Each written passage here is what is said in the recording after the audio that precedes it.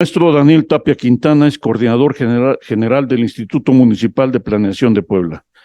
Es maestro en política educativa por la Universidad de Harvard. Cuenta con estudios en matemáticas en el ITAM y relaciones internacionales en la UDLAP. Cuenta con 19 años de experiencia en diseño, análisis y evaluación de políticas públicas. Fue director general y fundador de GC Genera, empresa de consultoría en políticas públicas. A la fecha ha trabajado con clientes como la Fundación Lego, la Fundación W.K. Kellogg, Banco Mundial, RAND, Technopolis, The Global Fund for Children, The British Council, USAID, CE, supongo que es la Secretaría de Economía, SEGOV, SCT, INE, entre otros. Adicionalmente cuenta con diversas publicaciones a nivel nacional e internacional, entre las que se destaca un reporte para UNICEF, Europa del Este. Ha escrito 3 capítulos en libros relacionados con educación, juventud y políticas públicas. Es coordinador del libro Una burbuja para la crisis, Lecciones para México en el contexto COVID-19, el cual ha sido publicado en español e inglés por la editorial Westphalia Press, Estados Unidos. Daniel forma parte de la primera generación de Fellows de Aspen Institute México. Cuenta con más de 10 años impartiendo cursos, seminarios y clases en instituciones educativas y en organizaciones sociales públicas y privadas acerca de política pública y temas de coyuntura nacional e internacional. Antes de pedir un aplauso para él, voy a leer las demás semblanzas, si me lo permiten. También nos acompaña el licenciado Hugo Suárez Torres. Él es director de Planeación Estratégica del Instituto Municipal de Planeación de Puebla. Licenciado en Administración Pública y Ciencias Políticas de la Benemérita Universidad Autónoma de Puebla. También nos acompaña el ingeniero Ismael Cuamatzi, jefe del Departamento de Planeación Estratégica del Instituto Municipal de Planeación de Puebla. Ingeniero en agroecología por la Universidad Autónoma de Chapingo, con estudios de maestría en desarrollo regional en el Colegio de Tlaxcala AC. Y por último nos acompaña también la diseñadora urbana ambiental Priscila Palacios Díaz. Ella es analista consultivo del Departamento de Planeación Estratégica del Instituto Municipal de Planeación de Puebla. Es urbanista y diseñadora ambiental por la Benemérita Universidad Autónoma de Puebla. Y bueno, lo recibimos con un gran aplauso. Muy buenos días a todas y a todos. Agradezco la hospitalidad y la invitación del Colegio de Ingenieros Civiles. Enrique, muchísimas gracias por la invitación. Aprecio mucho tu liderazgo, tu iniciativa, por obviamente involucrar al Colegio de Ingenieros Civiles en esta tarea de la planeación y ordenamiento territorial. Eduardo, muchas gracias por tus palabras.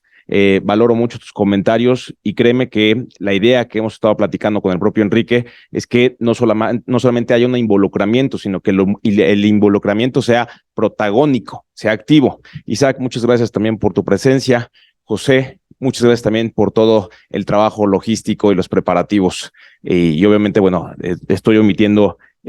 claro que estoy omitiendo otros nombres, pero bueno, a todo el colegio y a todos los que nos están escuchando, muchas gracias. Bueno, vamos a presentarles la actualización o el trabajo que llevamos en materia de la actualización del Programa Municipal de Desarrollo Urbano. Y primero me gustaría plantearles un poco un panorama general de cuál es el nivel de avance que llevamos en el INPLAN y cuáles son los siguientes pasos que vamos a estar implementando a lo largo de este 2023.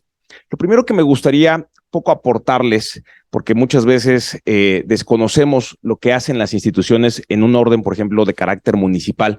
Me gustaría preguntarles si saben qué hace el INPLAN, a qué se dedica el INPLAN. Si ustedes me preguntaran qué hace el INPLAN, yo les diría, tenemos 2 funciones, una interna y otra externa, es decir, endógena o exógena. La interna, formamos parte de una columna vertebral junto con la tesorería, administración y la Contraloría. O sea, los 4 formamos una columna vertebral que coadyuvamos en todo el proceso de programación, presupuestación y planeación entre las 26 dependencias que tenemos, 26 dependencias y entidades que tenemos dentro del orden municipal. Nos encargamos de ese apartado de planeación, programación y presupuestación. Pero a nivel externo, nos dedicamos a fortalecer la planeación territorial y el ordenamiento territorial de nuestro territorio. Y en ese sentido, no solamente abarcamos el espacio que tiene que ver con las cuestiones urbanas o de planeación y ordenamiento, sino también abarcamos los fenómenos sociales, políticos y también económicos. Porque a lo largo de la historia, y ahorita nos estamos dando cuenta con este fenómeno tan complejo que ha sido el COVID, pues las transformaciones al territorio y a las sociedades han sido más que evidentes. Y no podemos dejar de lado que la planeación tiene que ser un elemento mucho más integral y mucho más sustantivo. Aquí me gustaría pasar a explicarles un poco cuáles son las tres principales o los tres principales parámetros que estamos nosotros desarrollando con el Programa Municipal de Desarrollo Urbano. El primero tiene que ver con esta premisa de fortalecer el ordenamiento y la planeación territorial.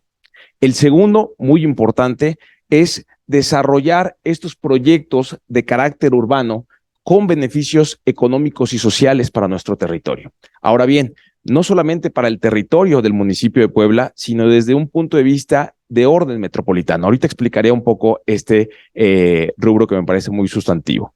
Y el tercero, no necesariamente por ser el tercero el menos importante, tiene que ver porque nosotros tenemos dentro de la obligación del Programa Municipal de Desarrollo Urbano también la actualización de la Carta Urbana.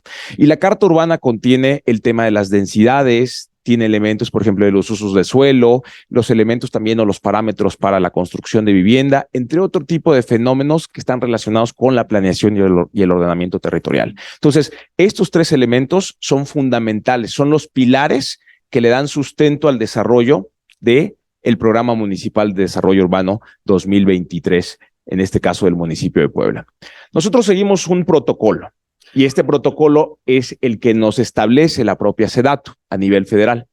Dentro de este protocolo tenemos 9 etapas, que ahorita lo van a ver en las siguientes 2 diapositivas. Y en estas 9 etapas, nosotros aquí les estamos mostrando cuál es el nivel de avance que estamos teniendo en cada una de estas. Y mostramos no solamente las etapas, sino los subtópicos. Aquí tenemos, por ejemplo, un nivel de avance ya del 100% en el parámetro legal y normativo. Tenemos también un 100% en la conformación del marco metodológico. Tenemos también ya un 100% en la revisión del Programa Municipal de Desarrollo Urbano 2016 y también en el caso de la localización y el límite territorial. Estamos también a punto de llegar a un 100% con el tema del análisis barrial. Aquí tenemos 2 componentes muy importantes que nos establece el propio protocolo. El primero es la identificación y el establecimiento de los grupos homogéneos dentro de un espacio territorial, que en este caso es básicamente el ampliar a diferentes sectores demográficos y poblacionales el estudio del ordenamiento territorial y sus necesidades, pero también el tema de un análisis barrial.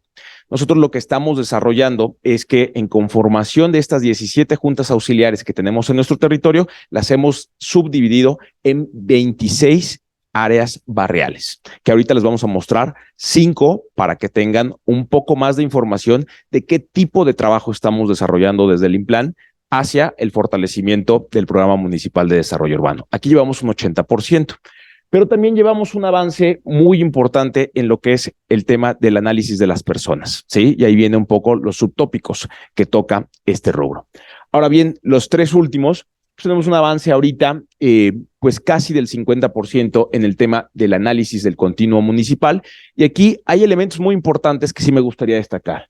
Aquí tenemos que avanzar mucho más en el tema de hidrografía, cambio climático, sistema urbano rural municipal, el tema de aptitud territorial, el tema también de la normatividad urbana territorial vigente. Es decir, en este apartado, en los próximos meses tenemos que tener una cobertura ya de aproximadamente el 80 o el 90%. Y también tenemos pendientes el tema de los objetivos, y tenemos también pendientes el tema de las estrategias. En las últimas diapositivas les vamos a dar a conocer por lo menos 4 estrategias que ya hemos venido trabajando y que obviamente se van a complementar en los meses posteriores. Ahora bien, quiero mostrarles aquí un mapa.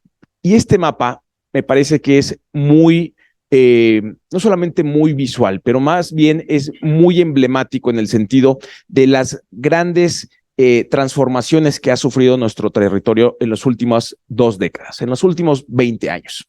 Aquí ustedes pueden ver en esta primera, digamos, serie de manchas que son las circunferencias que se encuentran al norte, en el centro o en el oriente de nuestro territorio, ¿sí?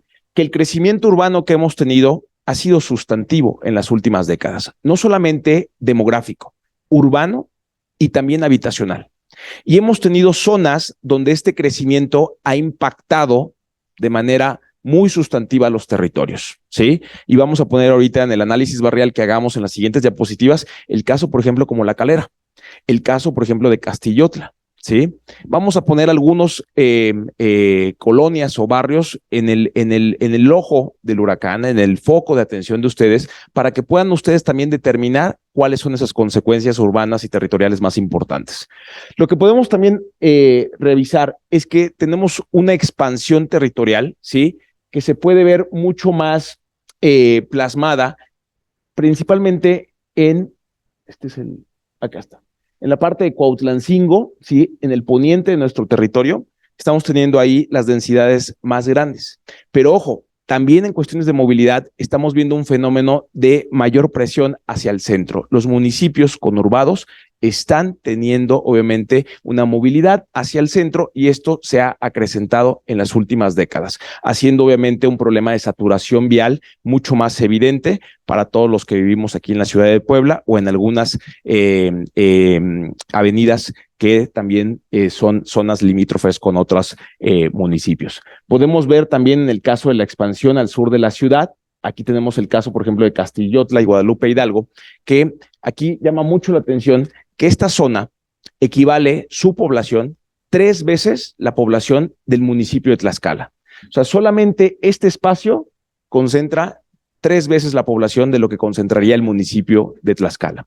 Ahora bien, vean también cómo también la zona territorial, pues en cierto modo también lo hemos perdido, en el sentido de que los municipios conurbados ya están teniendo un crecimiento mucho más importante y las problemáticas y demandas ya son compartidas.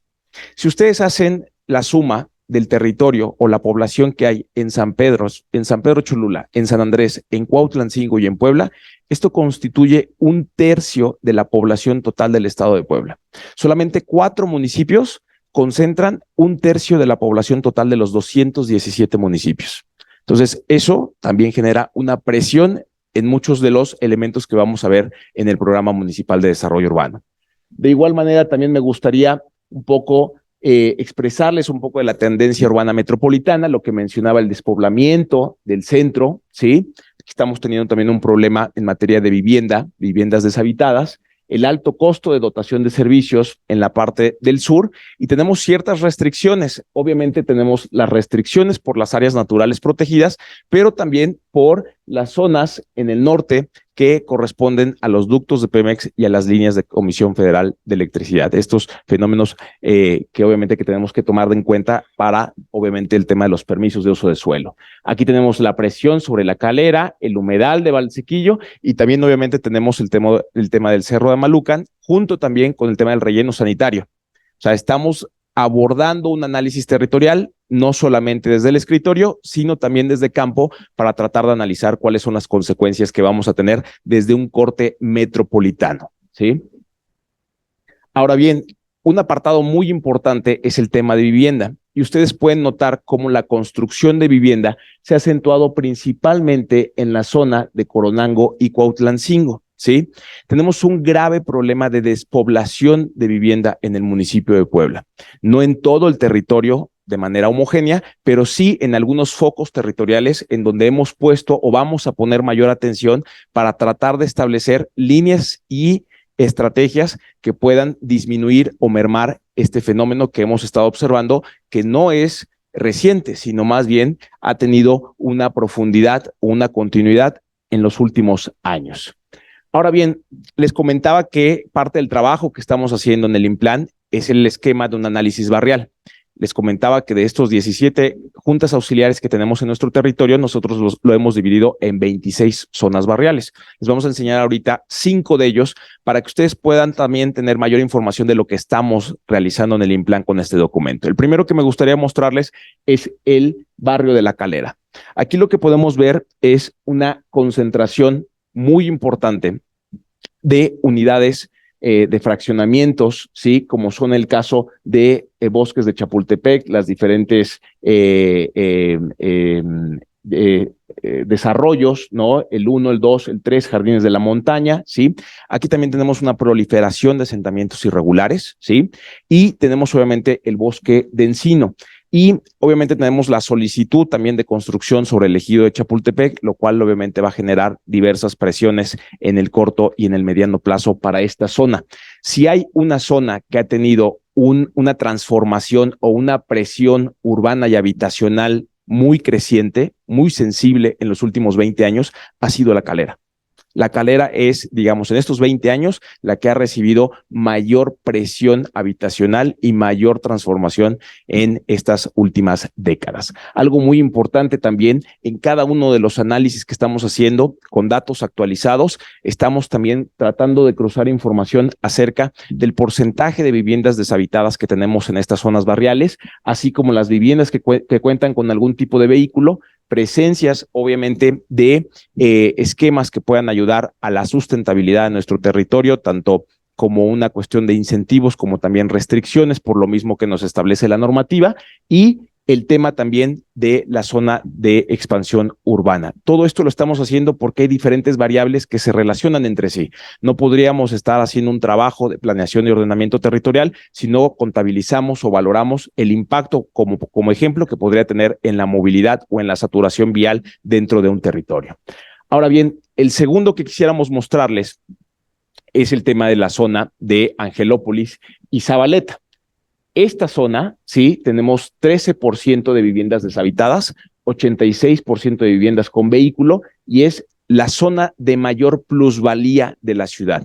La mayor concentración de unidades habitacionales en esta zona son media alta, ¿sí? Y obviamente vemos también aquí grandes problemas de saturación vial. Y esto no solamente nos lo dicen los datos, sino también esto ya es algo mucho más fehaciente que podemos observar si hacemos una circulación, por ejemplo, por Calzada Zabaleta, ¿no?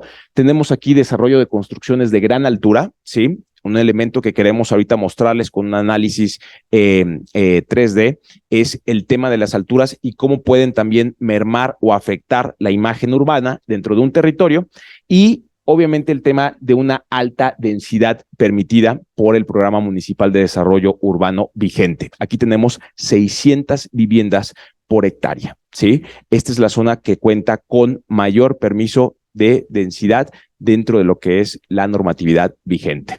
Un elemento muy importante que me gustaría aquí mostrarles es el tema de las alturas y cómo esto pueden afectar o pueden tener una implicación sobre la imagen urbana. Aquí tenemos 3 casos, que son 3 edificios que superan los 100 metros de altura, ¿sí? Y los pueden ver en la parte central y en la parte del norte de esta diapositiva. Tenemos aquí la número 1, ¿sí? La tenemos de este lado, la número 2 la tenemos de este lado y la número 3 la tenemos justamente aquí, ¿sí? Ahora, vean cómo la gran mayoría del nivel de construcción que ustedes ven en esta mancha de la diapositiva está concentrada en el color amarillo, que son básicamente los niveles de construcción entre 2 y 4, ¿sí? Ahora, esta es una manera de ver cómo se percibe el territorio y cómo se percibe también la imagen urbana sobre esta zona que tiene una gran presión por lo que acabo de mencionar, no solamente por las unidades habitacionales, sino también por la saturación vial, sino también vean cómo se puede ver esto desde un punto de vista mucho más integral. Y lo que vamos también a establecer es a valorar el tema del impacto de las alturas, obviamente sobre la privacidad de otras unidades o fraccionamientos que tenemos colindantes y también a regularlos porque vean, muchos de estos parámetros que tenemos aquí, pues se pueden ver que en algunos casos son mayores a 100 metros, ¿no?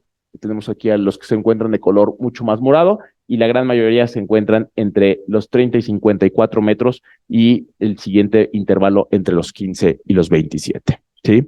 Este es un análisis que estamos haciendo con todos los barrios, pero consideramos que en el caso de Zabaleta y la zona de Angelópolis era emblemático mostrarles. La tercera zona barrial que también quisiéramos mostrarles como parte del análisis que estamos desarrollando es básicamente el de Castillotla y Guadalupe Hidalgo.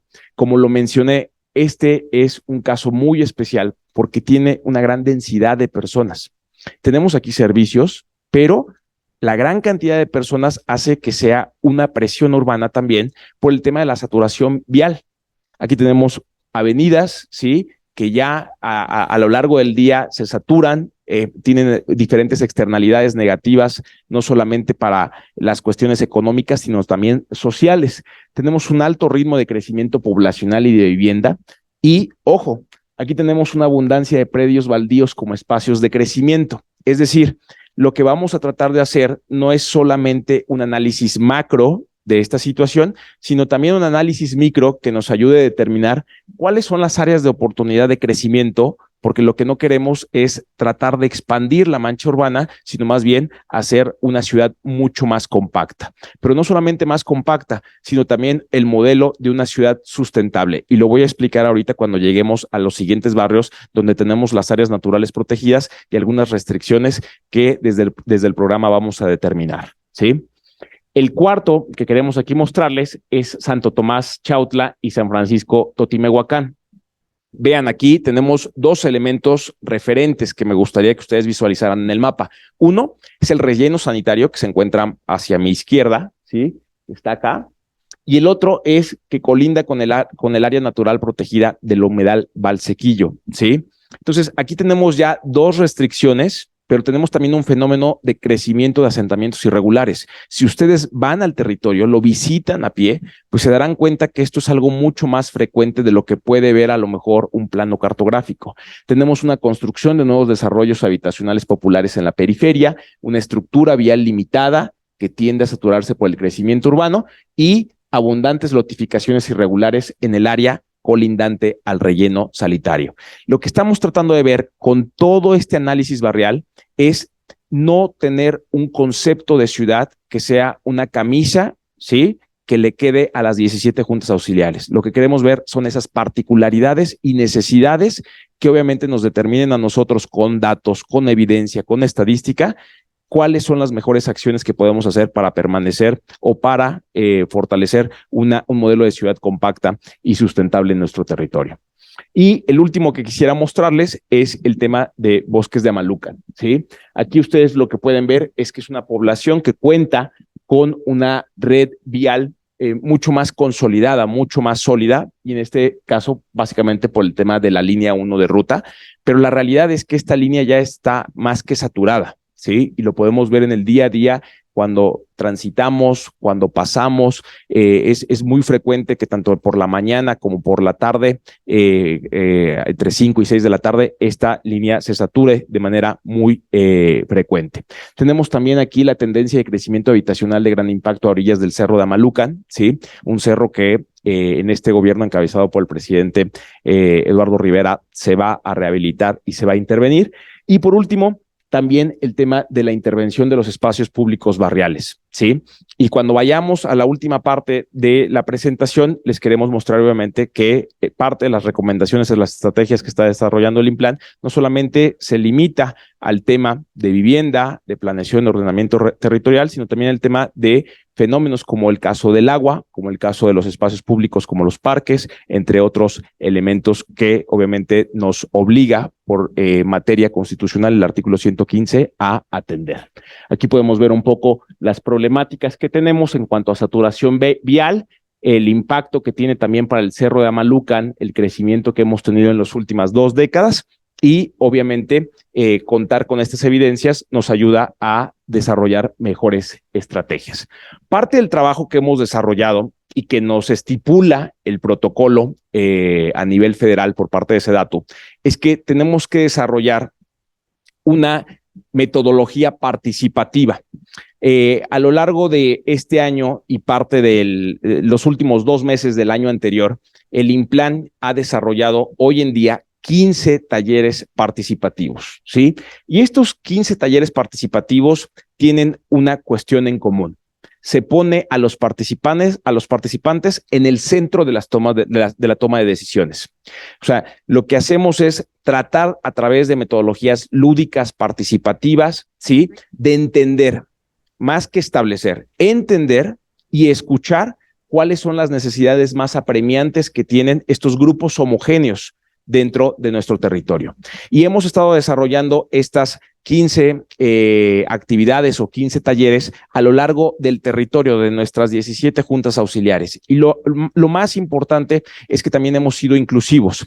Hemos obviamente optado por tener una selección de que los talleres contemplen no solamente los aspectos heterogéneos de la zona norte, oriente, poniente y sur de nuestro territorio, sino también siendo inclusivos en el tema de escuchar a los jóvenes, a las personas que tienen algún tipo de discapacidad, no solamente motriz, sino también visual, a personas en situación de vulnerabilidad, a personas o grupos minoritarios, y también vamos a estar desarrollando hemos desarrollado, talleres con mujeres.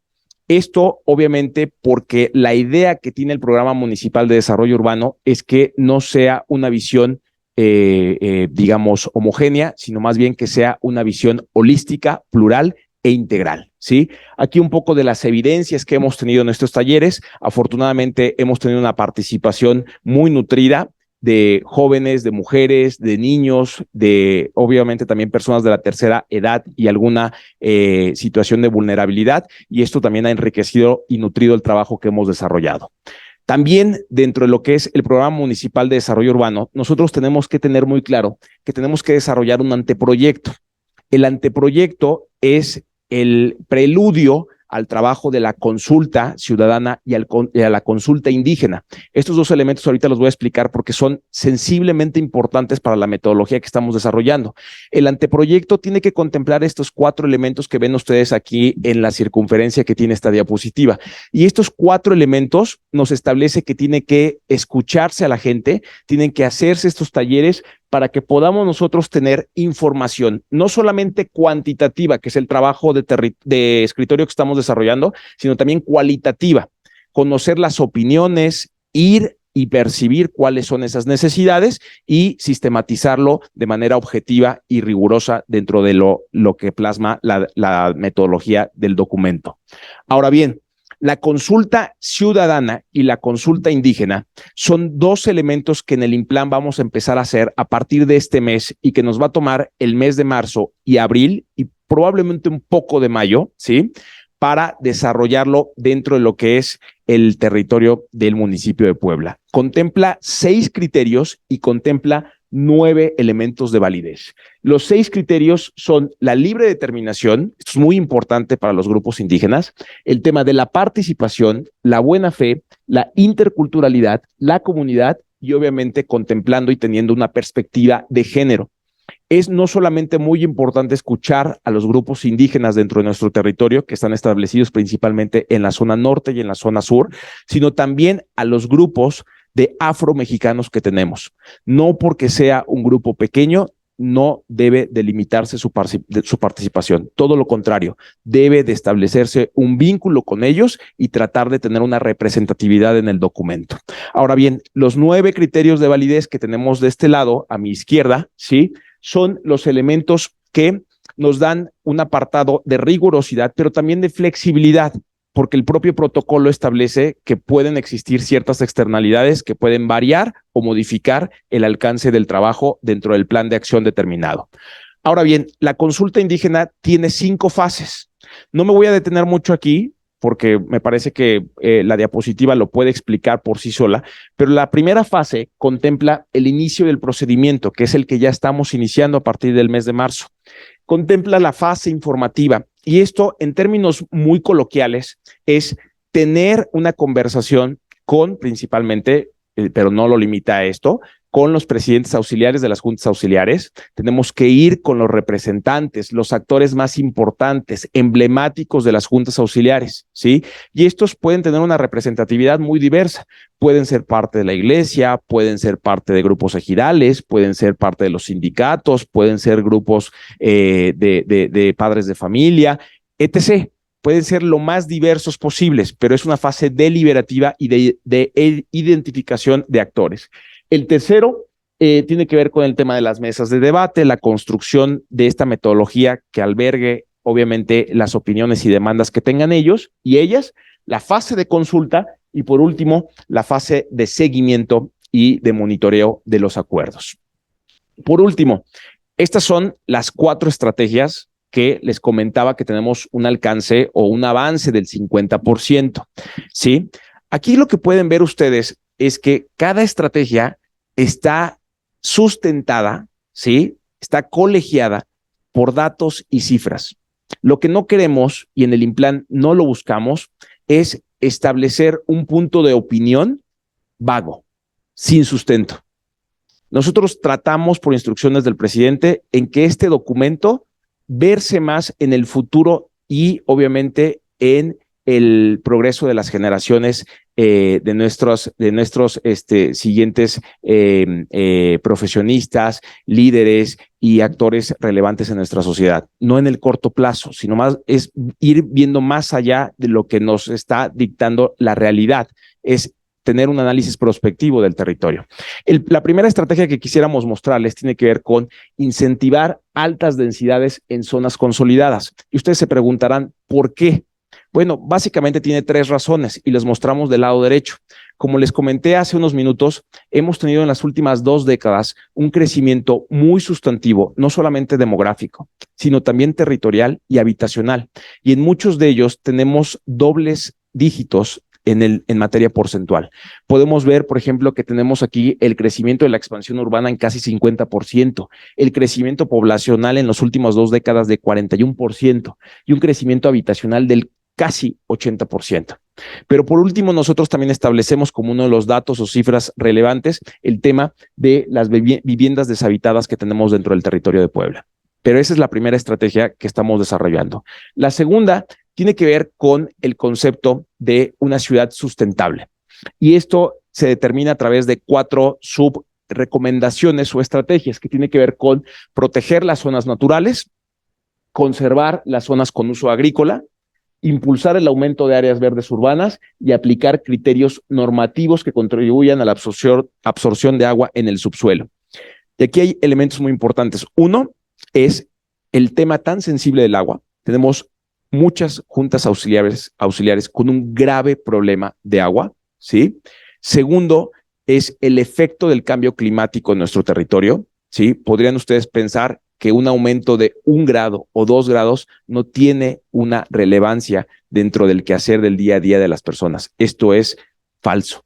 Las consecuencias son muy notorias, no solamente por el tema social, sino también por el tema económico. Y aquí les mostramos un poco los datos.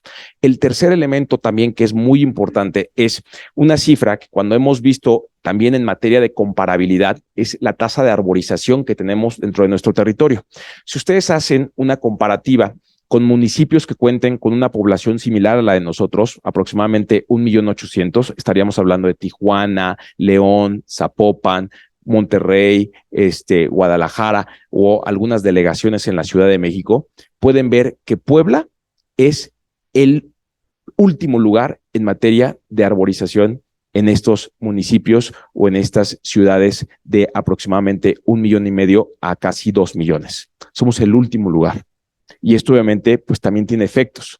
Y no lo decimos nosotros a través de este tipo de datos o estadísticas, sino también lo dice la evidencia científica que se ha publicado en diferentes revistas internacionales o, por ejemplo, en el más reciente estudio del 2018 de ONU Habitat que se hizo en diferentes ciudades en México. La tercera estrategia tiene que ver con una cuestión de movilidad, ¿sí? Y aquí es muy importante que empecemos a desarrollar una visión de movilidad metropolitana, ¿sí? Porque lo que hemos visto nosotros, las problemáticas que hemos percibido que tienen, por ejemplo, el área metropolitana de Monterrey, el área metropolitana de Jalisco, es algo que nosotros también vamos a empezar a tener. Si nosotros hacemos un estudio hacia la relevancia de las áreas metropolitanas, nosotros tenemos la cuarta área metropolitana más relevante en el país, ¿sí? Y es esta conformación de los 39 municipios que albergan no solamente Puebla, sino también Tlaxcala, en esta área metropolitana que se ha hecho un estudio y que se han hecho varias acciones en esa materia.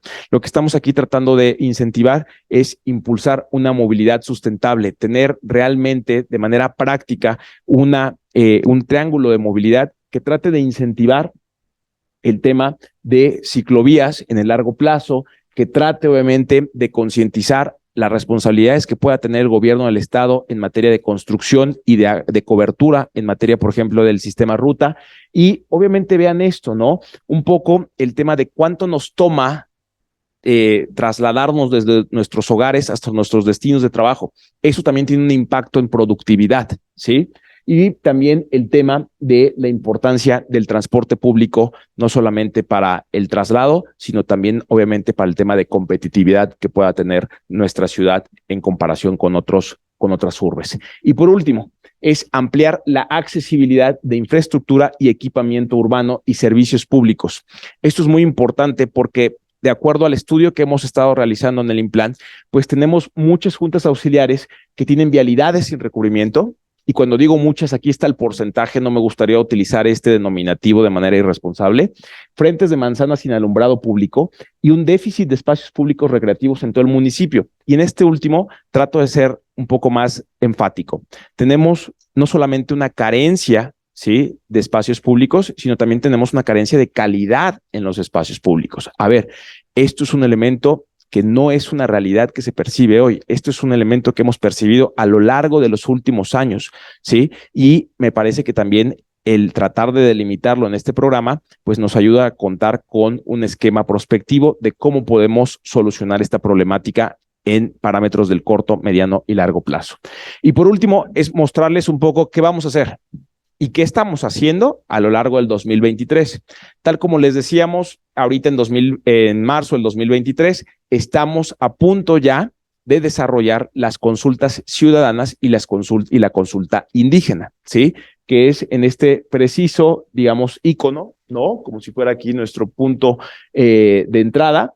Estamos haciendo ya el anteproyecto, vamos a empezar el tema de las consultas públicas, vamos tentativamente a contar con un dictamen de congruencia aproximadamente en el mes de julio y agosto. El dictamen de congruencia es un instrumento que nos avala el gobierno del estado, ¿sí?, con el cual hemos tenido un acercamiento y un trabajo continuo y muy sólido.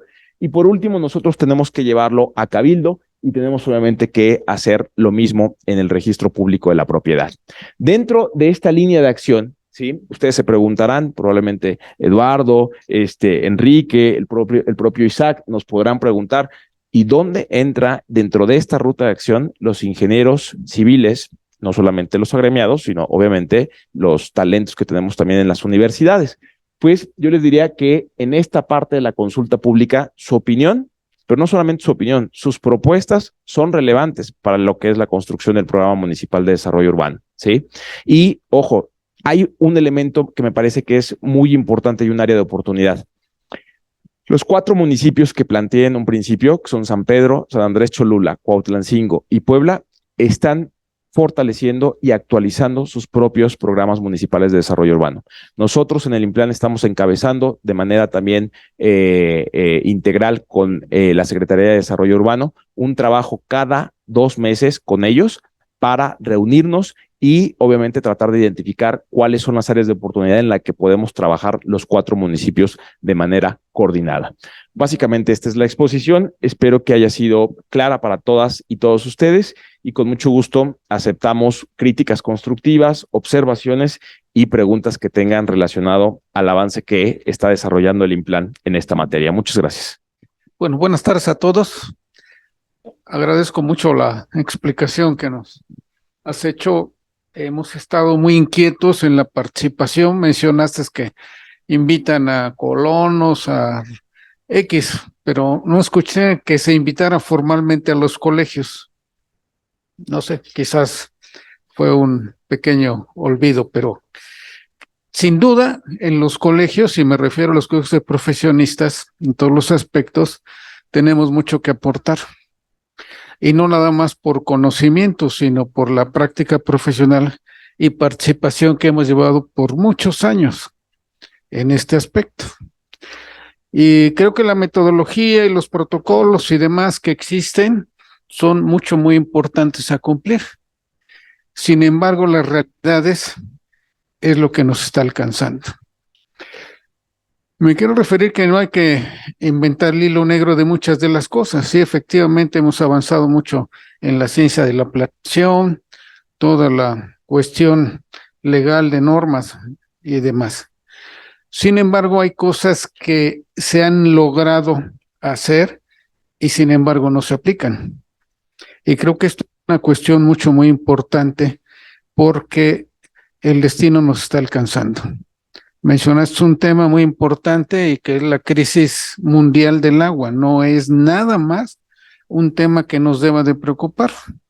Sin embargo, en este asunto que hace años, miembros del colegio, hemos participado para insistir en la aplicación, la implementación, estudio, discusión, etcétera, de normas técnicas complementarias que a la fecha no se han aplicado. Y esto es muy importante porque hay cifras que son muy impactantes, y no nada más en la región del estado de Puebla o de todo lo que son los municipios, por la pérdida de los acuíferos, y que tiene muchas implicaciones, ¿no? La carencia, la tala, la no forestación o reforestación, seguimos impermeabilizando la ciudad. Los coeficientes de uso de suelo y de ocupación nos lo estamos pasando por alto. Sí, tenemos que cumplir otras metas, sí, metas muy importantes, pero tenemos que también tomar en consideración lo que nos está empezando a quejar. Hay experiencias de muchos años en los cuales se ha venido determinando, no nada más por estudios, sino por la vivencia de los que nacimos, vivimos en Puebla, aquí, en cuanto al tema del agua. Bueno, hubo una experiencia ciudadana muy importante en los años 90, cuando ya existía el SUAPAP, pero sin embargo no estaba implementado toda la infraestructura administrativa y técnica, ya existía como tal. Si mal no recuerdo, fue en 1989 cuando se emitió el decreto, sin embargo hasta el 90 se implementó. ¿Y por qué me quiero referir a esa participación ciudadana? Porque pasó a manos el manejo de lo que era el sistema de agua municipal a un manejo regional, con una participación ciudadana, porque sucedió la crisis de las cacerolas, en las cuales Eliseo Pacheco Pulido era el presidente municipal. Y él se declaró que no tenía la capacidad, no tenía la posibilidad de resolver el problema del agua, porque iba uno a pagar el agua y decía que aceptaba uno las deficiencias del servicio. Podía uno estar pagando aire. Si no les tocó, creo que no habían nacido ustedes. Sin embargo, fue una triste y penosa realidad. Se hace una manifestación de cacerolas donde salió muchísima gente con muchos líderes sociales de colonias, de unidades habitacionales, de fraccionamientos residenciales, y van a ver a Eliseo Pacheco Pulido. No sé si ya habías escuchado esta historia, pero bueno, pues se las comparto. En ese tiempo se declara Eliseo Pacheco Pulido que no tiene la posibilidad porque necesitaba dinero. En ese entonces el sistema de agua era por fraccionamiento, por unidad habitacional. Tenían sus propios pozos, lo administraban, lo manejaban de una manera independiente. Y hubo colonias o fraccionamientos que ya el agua no la tenían, porque se ha venido determinando la baja del nivel freático en algunos años hasta de 15 metros por año. Muy grave, porque si antes los pozos profundos que se llamaban en ese entonces podían explotar el agua, extraer el agua a 20, 30 metros, pues ahora tenemos que llegar a 150, 200 y probablemente no encontremos agua.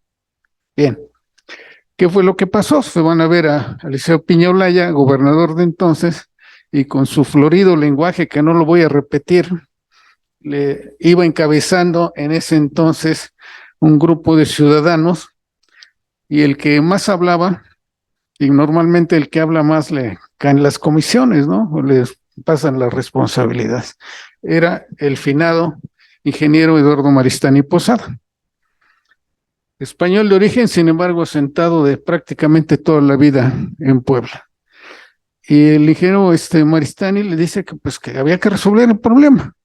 Y Eliseo Pacheco, Peña Leal, es que usted se siente como para resolver el problema. Sí, puedo. Nada más le pido una cosa, despéjeme la cancha. Entonces el señor Blas Chumacero, líder de la CTM, controlaba el asunto, con otros finados ingenieros que ya no menciono su nombre y manejaban todo el asunto.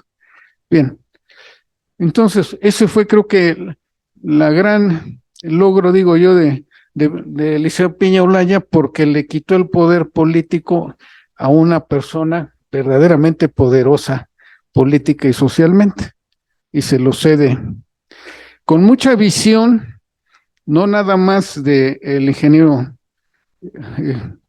Maristany, y con la participación, desde luego, con apoyo de la Comisión Nacional del Agua, logran establecer una planeación de largo plazo, que no sé si la tengan en conocimiento.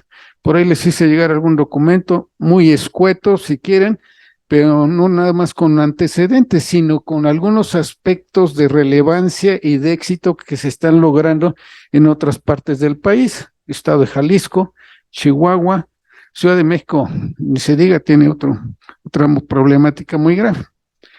Entonces, ¿qué es lo que se planteó? Y desde ahí, y lo menciona en el documento que les compartí, donde se menciona que es prioritario tener cuestiones, conceptos técnicos, pero además con una norma que se aplique, porque estamos perdiendo el tiempo, está pasando. En el 2016 aparece, les mandé también la copia del periódico oficial, donde es un tema de complemento, suplemento, no recuerdo el término, donde se debe de apoyar todas estas actividades de desarrollo urbano y la obligatoriedad de captar el agua pluvial, porque además tenemos otros problemas con el tema del agua. Si el agua dulce se está escaseando en Puebla, tenemos una gran cantidad de agua sulfurosa.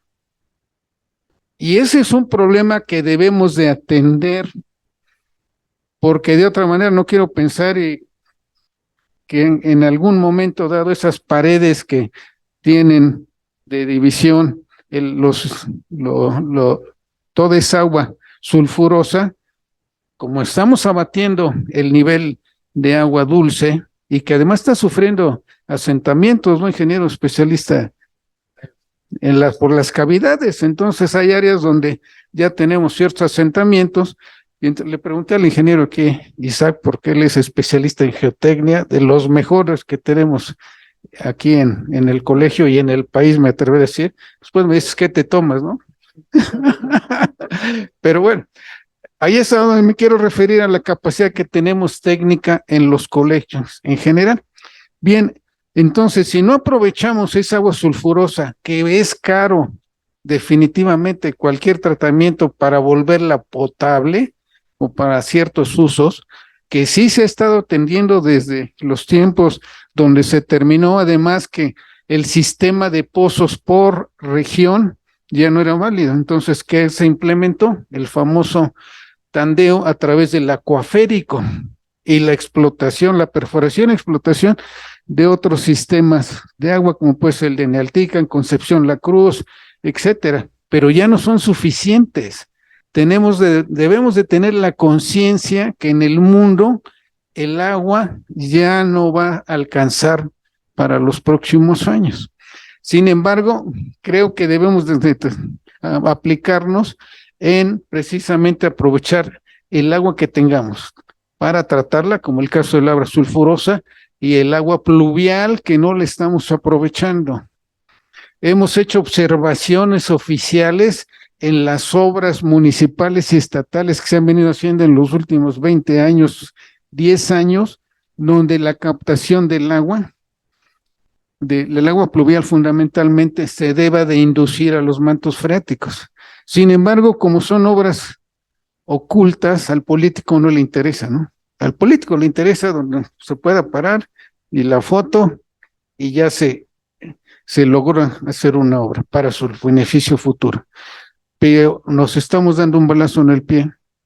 Si no cumplimos la obligatoriedad de los pozos de infiltración, insisto, no es algo de inventar el hilo negro. Ciudad de México lo tiene hace 50, 60 años. Jalisco ha tenido una experiencia en los últimos años sensacional. Entonces, ¿por qué, si ya está en la norma técnica complementaria publicada en el 2018, no se aplica? Esto ya lo platiqué también con el señor secretario, el arquitecto Felipe Velázquez. Lo he venido platicando con todas las administraciones, pero ya parece que estamos en el desierto hablando y no nos hacen caso. Y me quiero referir en los consejos ciudadanos, en la CADRO, en todos los organismos donde hemos participado los colegiados y seguimos participando, sin embargo, no se aplican.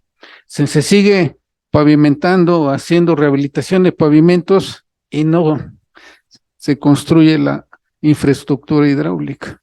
Y es una obligatoriedad, y es un asunto también de responsabilidades.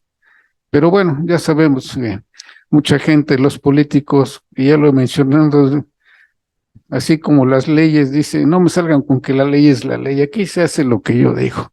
Gracias por la invitación y ojalá verdaderamente se tomen determinaciones de beneficio para el futuro de las siguientes generaciones. Hace rato me preguntaste mi edad y ya te dije, yo creo que ya no voy a ver muchas cosas a las que va a enfrentarse la humanidad. Gracias, perdón por el tiempo, quiero ser corto, pero siempre me apropio del micrófono. Gracias. Adelante, Landing. Buenas tardes. Es agradable escuchar la propuesta y la metodología. ¿Cómo hacer tangible esto ante la sociedad, que es lo más difícil que ustedes van a enfrentar? Si nos vamos a antecedentes históricos, hay muchas tolerancias de las administraciones para distraer usos de suelo, coeficientes de utilización, coeficientes de ocupación, derechos de vía, todo eso, y eso no ha permitido tener una aplicación correcta de los planes. Y los planes en este momento es muy bonito, pero si no se ejecutan y no se vuelven tangibles, pues no sirven. Hay varias cosas que observo que son muy agradables. Cuando hablaste de los barrios se dan en forma natural con el decreto del 68, cuando se constituyen con un decreto estatal para unificar municipios que ya existían y que tienen sus centros de población con todos sus beneficios, sus idiosincrasia y temperamento, a la cual no hemos respetado. Bueno, y muy grosso modo, si no nos vamos a llevar mucho tiempo. También el desaliento hacia Canoa. La cota máxima que teníamos hace 30 años está superada. Tú ya puedes transitar y llegar conurbado con Tlaxcala. Entonces, ¿qué quiere decir? Que o no fuimos lo eficientemente aplicados las autoridades que les tocó en su turno para ir correspondiendo a ello. Respecto a la estructura vial, y que yo lo veo muy importante, al menos como ingeniero, desde hace 12 años no se ha hecho ninguna estructura de carácter metropolitano. ¿Y qué tenemos? Que nos seguimos ahorcando. Cada municipio, como lo dices, crece en su ámbito de competencia. Pero ¿cómo vas a librar si tenemos un nodo de cruzamientos nacionales, la autopista, o sea, todo el movimiento territorial nacional, que ya no se puede dar aquí porque los libramientos metropolitanos que se tenían pensados hace 15 años ya están ahorita ocupados con vivienda? Entonces, que hay que trasladar ese módulo nodal a Tlisco, que es el proyecto que pudiésemos engarzar con la autopista del aeropuerto, ligarlo con toda la que viene de Acapulco y irnos hacia el sureste. Pero regresemos a nuestro tema. Mientras nosotros no mantengamos un irrestricto cumplimiento a los planes y programas y se toleren todas esas cosas, va a quedar en lo mismo. Y yo te puedo platicar desde el origen del primer plan municipal de Puebla. Y si tú lo ves, tiene las mismas recomendaciones con el lenguaje que tú me quieras decir de época, porque ahora pues el lenguaje ya cambia, el lenguaje académico es otro, pero es lo mismo. Y mientras no se mantenga dentro de unas normas estrictas de que se respete, cuando los cabildos, yo nomás tengo una pregunta. ¿Has visto alguna demolición irregular que el cabildo haya otorgado que se demuela por irregular? En mi vida yo vi 2 nada más, y eso porque fueron exigentes, pero la tolerancia a superar las reglas, el tráfico de influencias es altísimo, sobran. La Calera, teníamos todo el bosque de encinos que era intocable, hasta que se pudo, pero viene el decreto del periférico en el 94, sale la declaratoria, y entonces ya empieza a tener, y tú sabes que las transformaciones urbanas son transformaciones sociales, y si la transformación social trae una transformación económica, pues es atractivo para todos. ¿Por qué se asientan estos, lo que señalaste? ¿Por qué no invirtieron los de vivienda, no invirtieron en infraestructura? Aprovechan la infraestructura del Estado, del municipio. Aquí la particularidad es que nos encontramos el municipio de Puebla ya cercado con otros municipios y poco es lo que podemos actuar con una política general.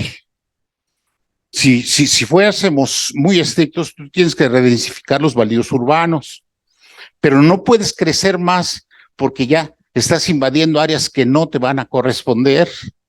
Por mucha que, si no tienes un acuerdo metropolitano, no lo vas a hacer. Seguimos siendo la central camionera de toda la zona metropolitana, la central de abasto de toda la zona metropolitana. Ya se despobló nuestro centro histórico, se sigue despoblando. Y tenemos colonias abandonadas que no les damos ese carácter de cambios de uso de fe o alientos de crecimiento que te van a salir en tus estudios y en tus análisis cuando hables de viviendas desocupadas o derrumbadas, porque ya muchas ya tienen su vida útil rebasada. Pero en fin, no trato de meterme en tu área, ¿no? Nada más hacerte una referencia de que si no hay una cota de aplicación, no va a servir.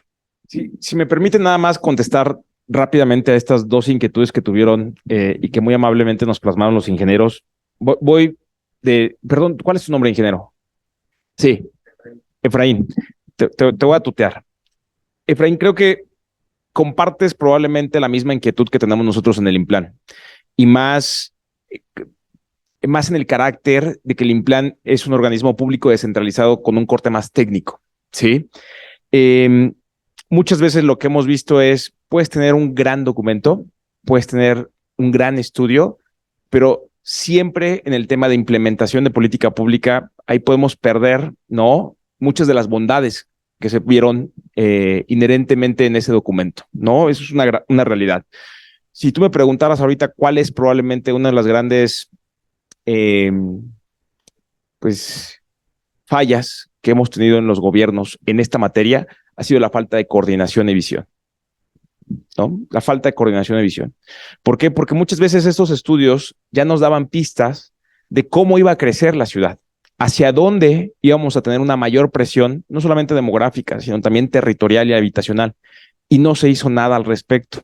O los recursos que se invirtieron no necesariamente cubrieron una demanda que nos rebasó por mucho en las últimas décadas, ¿no?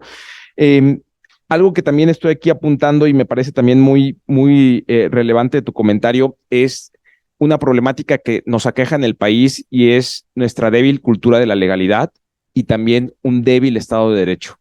Y esto no solamente nos afecta en un proceso de planeación territorial, sino en un proceso también de otro tipo de fenómenos que directa o indirectamente nos llegan a afectar, como puede ser el tema del combate a la corrupción, el tema de la impunidad, el tema del combate a la pobreza, diferentes otros fenómenos, ¿no? Pero pero ese es un tema que sí nos preocupa mucho, el tema de la cultura de la legalidad y el tema del Estado de Derecho. Y una de las cuestiones que nosotros nos hemos percatado, formalmente podríamos hacer cosas en el tema metropolitano, pero a veces pueden tardar más y a veces la ciudadanía no los percibe. Por eso es que en el Implan hemos hecho dos cosas que me parece muy importante. Hemos hecho un mapa de actores donde hemos tratado de identificar, ¿sí?, cuáles son esos actores en el ámbito público a nivel municipal que pueden tener una incidencia en los proyectos de este calibre, ¿no? Lo que te comentaba, o sea, ahorita los 4 municipios, San Pedro, San Andrés, Cuautlancingo y Puebla, estamos desarrollando o actualizando nuestros programas municipales de desarrollo urbano. Habrán elementos que nos limiten, como es la cuestión, por ejemplo, legal o normativa. Y ahí tratar de meternos, pues pueden ser décadas, ¿no? Pasó con el caso de la zona limítrofe de San Andrés Cholula con Puebla. Pero lo que sí estamos tratando de hacer es, por ejemplo, tratar de alinear y ser coherentes en que si nosotros vamos a establecer que cierta zona dentro del análisis barrial tenga una densidad, esa densidad esté alineada a la de nuestros municipios conurbados, a esa zona. ¿Por qué? Porque sería ilógico plantear, por ejemplo, densidades divergentes entre nuestra zona en el territorio poblano y no contabilizar los que va a tener, por ejemplo, nuestros vecinos, como puede ser el caso de Amozoc, como puede ser el caso de San Pedro Cholula o Cuautlancingo, ¿sí? Ahora, mencionabas muy bien el tema de lo difícil que ha sido también, por ejemplo, trabajar de manera coordinada y un poco establecer o institucionalizar la metropolitanización. Hemos tenido una muy buena, digamos, apoyo y sincronía con la Comisión de Asuntos Metropolitanos del Congreso del Estado. Esto con la finalidad de que todas las cuestiones que emanen de este documento puedan servir para ellos, ¿sí?, como una herramienta útil, normativa y legislativa, para que nos puedan ayudar a no solamente contar, porque ya se cuenta con un observatorio, sino a contar con otro tipo de instrumentos que fortalezcan esta necesidad de contar con una institución que que regule y que merme las problemáticas en el tema metropolitano. Y por último, el tema que mencionabas de Canoa, sí, el tema de Canoa es un tema muy sensible. En el sur también tenemos situaciones en algunas juntas auxiliares que no me gustaría también pasar de largo, ¿sí? Pero me quedo con la idea de que esto es una tarea que no solamente le debe corresponder al municipio per se, o sea, es una responsabilidad que nos corresponde a los 3 órdenes de gobierno. Esto es muy importante. El tema del agua, no hay forma que podamos solucionar el tema del agua si no hay no solamente una inversión de recurso financiero por parte de la Federación, el Estado y el municipio, sino también un recurso humano y recurso institucional, que haya voluntad política. El ejemplo más claro es el tema de la Toyaca. Es el ejemplo más claro, ¿sí? Y en relación también al ingeniero que también intervino, creo que era Isaac, ¿no? ¿No? No, perdón, Isaac, no, perdón. Ferrer. Pues sí, un poco ya nos compartió sus documentos. Mis compañeras vinieron la primera vez a hacer también una presentación del tema Puebla 2050. Nos compartieron ya los documentos. La idea es que haya obviamente un trabajo de coordinación y eso lo puedo garantizar porque este tipo de documentos los estamos viendo de la mano con infraestructura y movilidad, con desarrollo urbano, con medio ambiente, con el gobierno del estado, con el Congreso del Estado, con los municipios en la zona conurbada.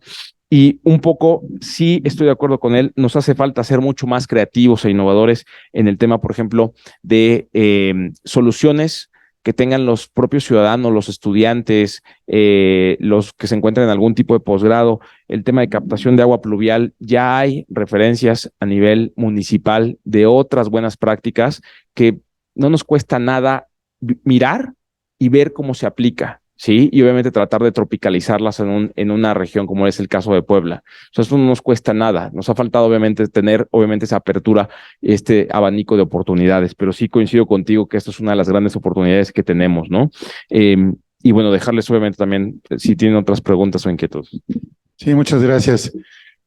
Bueno, brevemente, creo que el ingeniero Ferrer ya tocó ese punto. Está por allá, usted también, que sí que hay que aplicar lo que ya está escrito en nuestras normas, ¿no? De hecho, en las revisiones que se tienen en los ayuntamientos, pues o a veces las desconocen o las pasan desapercibidas, ¿no? Entonces, si se luchó, se trabajó con expertos en esto, pues hay que aplicarlo. Y claro que se puede mejorar, ¿no? Se puede ir actualizando nuestras normas. Segundo, en octubre, precisamente del año pasado, tocó usted ahorita varios puntos, entre esos, movilidad.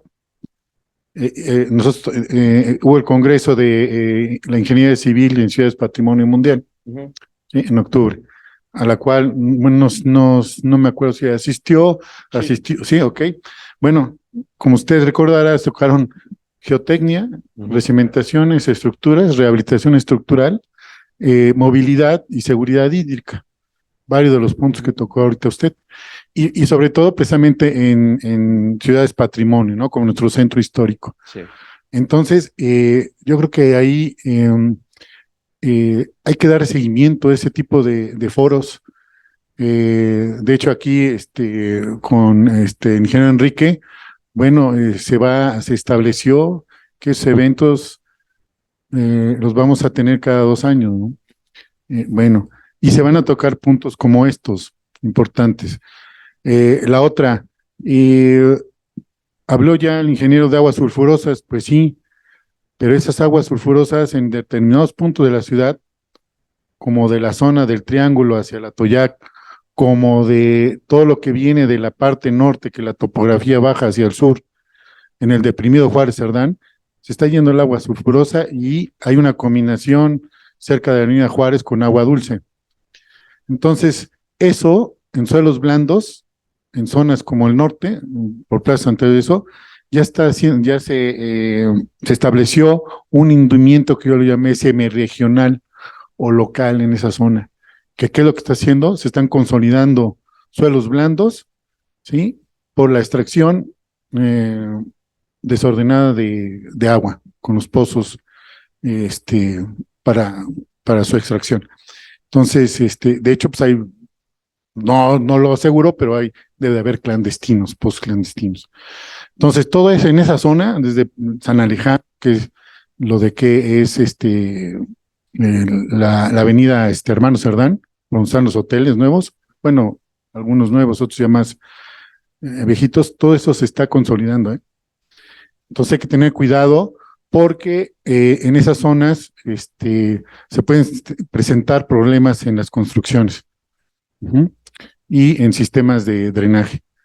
La otra, pues sí debe haber continuidad, ¿no? A lo mejor el trabajo que están haciendo ustedes entre lo que son sus periodos de gobierno, pues debe haber continuidad. Porque nosotros los invitamos, por ejemplo, al deprimido Juárez Cerdán, a que den un recorrido por abajo, y creo que nadie le pone atención.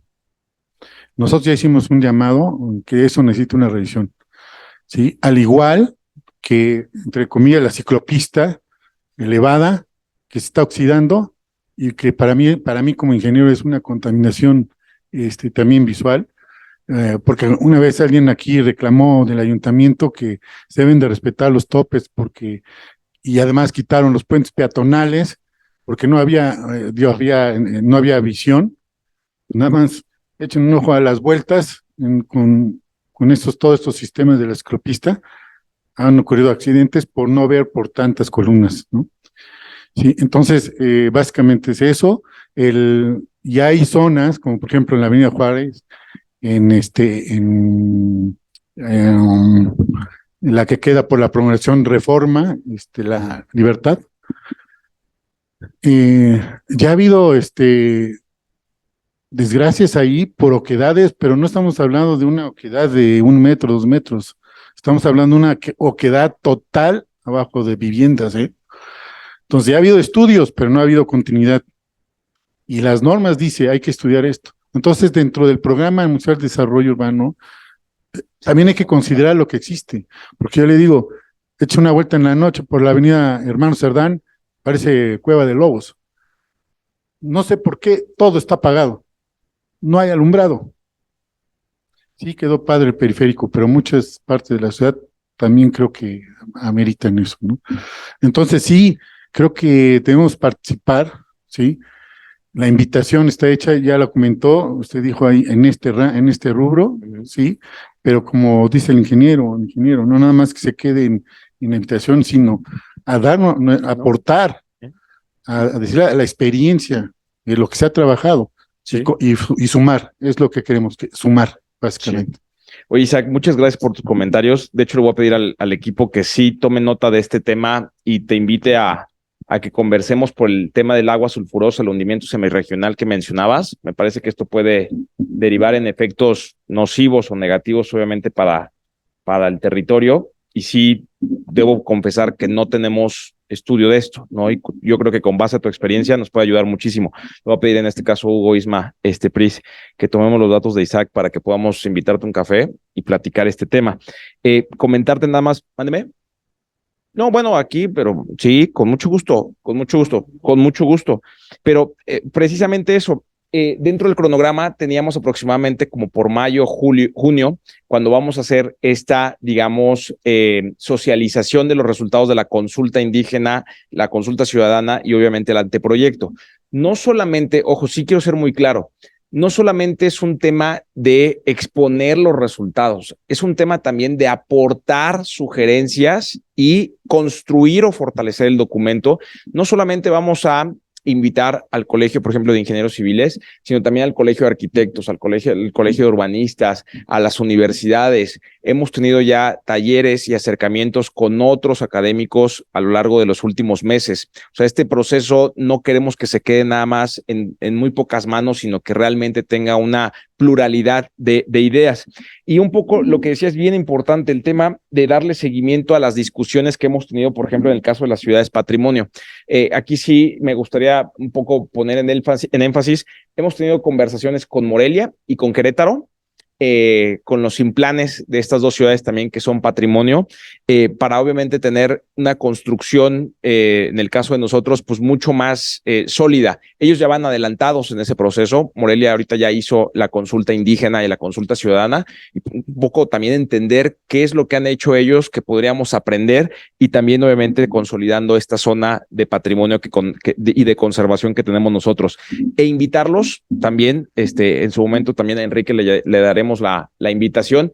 En mayo vamos a celebrar los 12 años del Implan y vamos a realizar una serie de eventos, de conversatorios, de tertulias con diferentes expertos a nivel internacional, nacional y local. Y obviamente, pues nos gustaría que el Consejo de Ingenieros también civiles estuviera, el Colegio de Ingenieros Civiles estuviera presente en este evento, ¿no?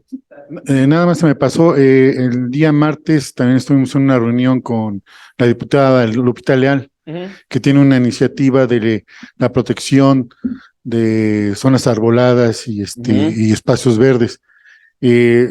Fue un evento donde fueron bastante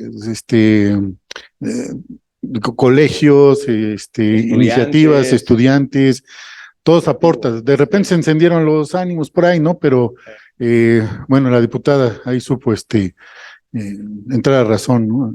Pero lo importante es eso, que se le pasó el micrófono a cada quien y expuso sus temas para sumar, porque sí hay una iniciativa que creo que ya la tienen que presentar de urgente. No sé si ustedes estén enterados también de eso, que también puede ser parte de todo este programa, El ¿no? tema de la ley de movilidad, sí.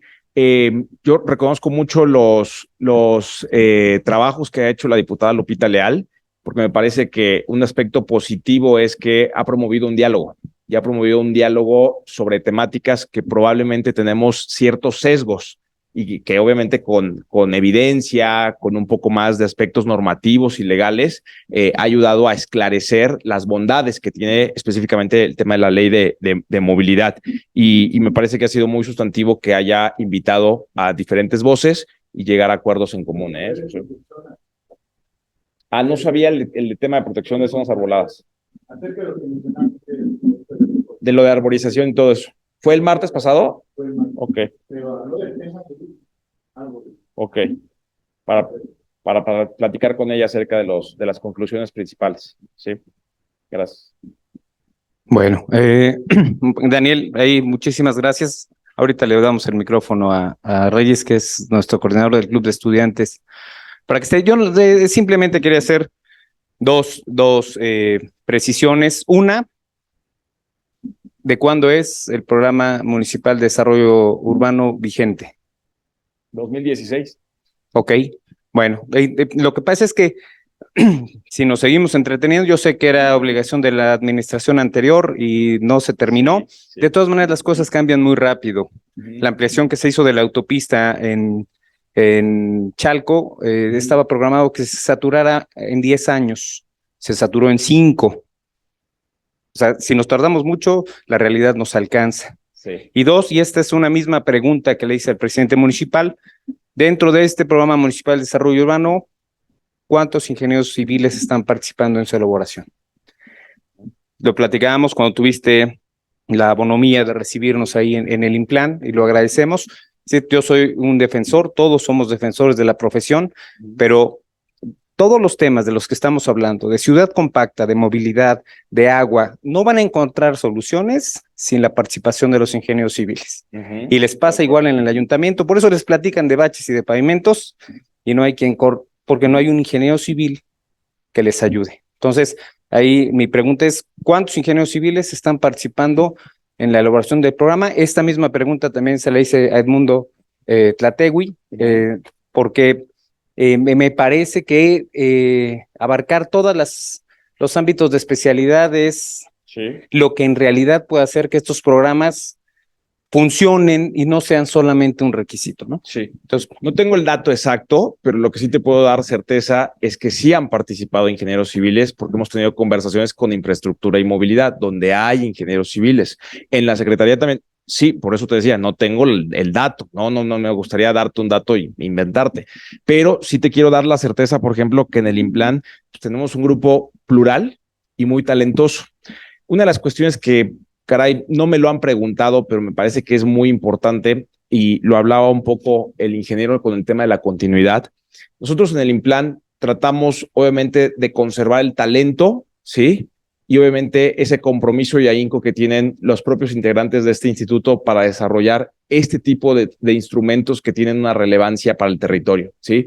Y está conformado no solamente por urbanistas, por ingenieros, por abogados, por economistas, por personas que son expertas en el tema de sistemas geográficos, de sistemas, de análisis de datos, ¿sí? Finanzas. O sea, mi punto es, dentro del Implan tenemos un grupo heterogéneo, plural, que coadyuva a que este tipo de instrumentos sean lo más sólidos y rigurosos posibles. Ahora, ¿nos limitamos a solamente lo que tiene el Implan? No. Indirecta o directamente tenemos que tocar base con otras secretarías. ¿Por qué? Porque nosotros muchas veces no tenemos las facultades, no tenemos los atributos y tenemos obviamente que tomar, ¿sí?, ciertas participaciones de parte de las dependencias y las entidades para que nos complementen estos instrumentos. Pero no puedo darte un número porque lo desconozco, estimado Enrique. Y en el tema de las precisiones, sí, se hizo en 2016 el último, y tú hacías referencia al estudio, más bien al que realizó la UAP a finales de la administración. Sí ser muy claros en ese sentido. Dentro de lo que es el proceso de transición, el documento, en este caso la UAP le entrega en este caso a la Secretaría de Desarrollo Urbano, dentro del proceso de entrega-recepción, el documento. El presidente nos da la instrucción de que nosotros seamos los responsables de llevarlo a buen puerto. Nosotros, previo a todo este ejercicio, tuvimos una serie de reuniones con las autoridades responsables de la UAP, la cual obviamente revisamos las cuatro,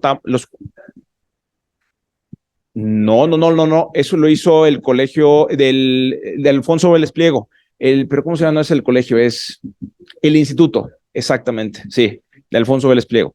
Y ellos, pues, nos dieron obviamente el documento, fueron 4 tomos, más de 1000 hojas, nosotros hicimos la revisión. De hecho, podría decirte que parte del marco normativo que estamos cumpliendo con el 100%, pues básicamente se debe también al avance que tuvo la UAP, ¿no? Valoramos sus comentarios y de hecho vamos a tener nosotros, por ejemplo, un taller en 15 días, el 16 de marzo, de hecho no en 15 días, 16 de marzo, con la Facultad de Arquitectura de la UAP, ¿sí? en donde hemos también solicitado la participación de no solamente la planta docente, sino también de los estudiantes de licenciatura y de posgrado, para que puedan participar en estos talleres que estamos desarrollando de manera heterogénea, plural y colegiada, ¿no? Esto es, digamos, podríamos seguir, Enrique, ¿no? Pero como tú bien lo acabas de decir, no es el chiste ahorita a lo mejor monopolizar, porque creo que también hay otra pregunta, pero sí, en la última que mencionabas, no tengo el dato y no me gustaría errar en el proceso, ¿no? Sí. ¿Qué tal, Daniel? Buenos días. ¿Qué tal? Me presento Reyes Valenzuela, coordinador del Club de Estudiantes del Gracias, Colegio de Reyes. Ingenieros Civiles del Estado de Puebla.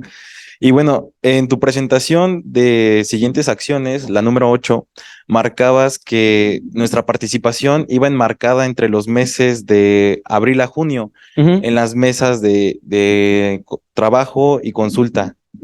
Pero ¿por qué no participar desde enero y marzo en la formación de los anteproyectos? Nosotros como ingenieros civiles siempre desarrollamos anteproyectos para que vayan enfocados y resuelvan muchos problemas que en las mesas de trabajo se podrían prevenir.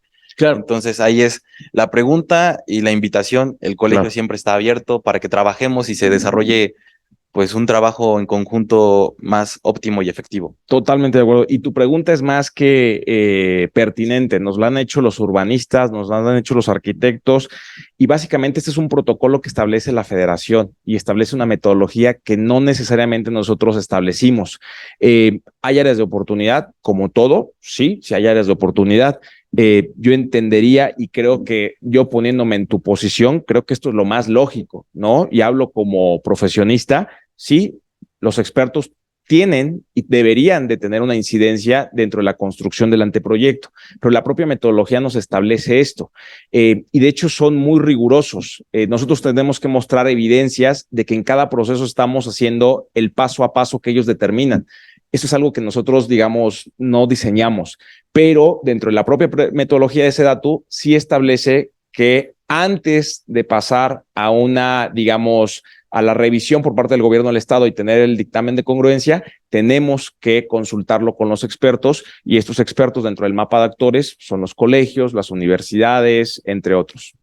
Ok, perfecto. Y nada más para aclarar, el nombre de la metodología o cómo la podríamos buscar para que precisamente en nuestro club vayamos observando eso, Claro. y lo vayamos trabajando en conjunto, y también todos se lleven como esa parte de hay que seguir esta metodología, estos reglamentos, lineamientos que nos marca la federación, y lo podamos trabajar de esa forma. Yo ahorita te paso el nombre exacto y es... Ok.